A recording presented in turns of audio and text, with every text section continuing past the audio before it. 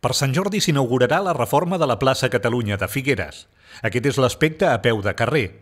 I aquest altre des de dalt de l'estructura, on la propera setmana començaran a instal·lar-s'hi 576 plaques fotovoltaiques que representen 1.200 metres quadrats de superfície. Comportaran a la ciutat un estalvi energètic d'uns 40.000 euros anuals. L'alcalde, diferents regidors, l'arquitecte i els serveis tècnics han comprovat l'evolució de les obres. A veure, estem ja en el tram final de l'obra, a 2 mesos de finalitzar l'obra, per tant, tota l'estructura ja està construïda, l'altell ja està construït. En aquests moments estem en la fase d'instal·lar l'enllistonat de façana que delimitarà tot el perímetre de l'edifici i a punt de començar a col·locar les plaques fotovoltaiques que fan la coberta del propi edifici, la impermeabilització, la captura de llum zenital i la generació d'energia elèctrica.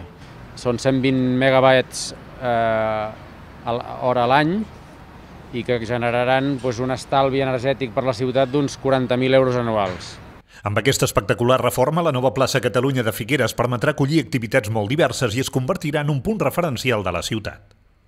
Era una mica gemar pobre de la Rambla, en canvi ara fixarem un lloc que hi haurà una activitat que podrà ser molt diversa, que és l'activitat comercial, l'activitat cultural, podrà haver cine, podrà haver altres eventos, i aquest fet jo crec que és molt més important que l'arquitectura, ho dic sincerament. Si aconseguim que passi més o menys desapercebuda, que no plogui a dintre, ja m'han preguntat, plourà? No, a dintre no plourà, a partir d'aquí és tota vostra, la imaginació és vostra i nosaltres estarem molt contents i vindrem algun dia a disfrutar-la i ja està.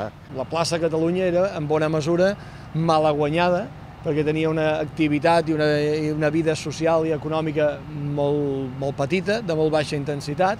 Amb prou feines érem capaços de fer-hi l'activitat de mercat, a precari, i amb prou feines teníem, de fet, necessitats i serveis pròpies del casc antic, la funció d'aparcament o la funció en un moment donat d'alguna festa molt puntual. Jo crec que ara és el moment de generar un nou pol de centralitat i, a més de fer-ho, com es veurà, amb una arquitectura de primer nivell i amb uns criteris i uns valors a darrere, en aquest cas de sostenibilitat, que, sense cap mena de dubte, convertiran a la plaça Catalunya en un dels espais de referència de Figueres, com ara ho és la Rambla, el casc antic o els parcs que s'han anat generant. Al costat de la zona coberta, la plaça Catalunya també incorporarà l'escultura de Sant Jordi i el Drac de Mercè Riba, que també s'inaugurarà el 23 d'abril.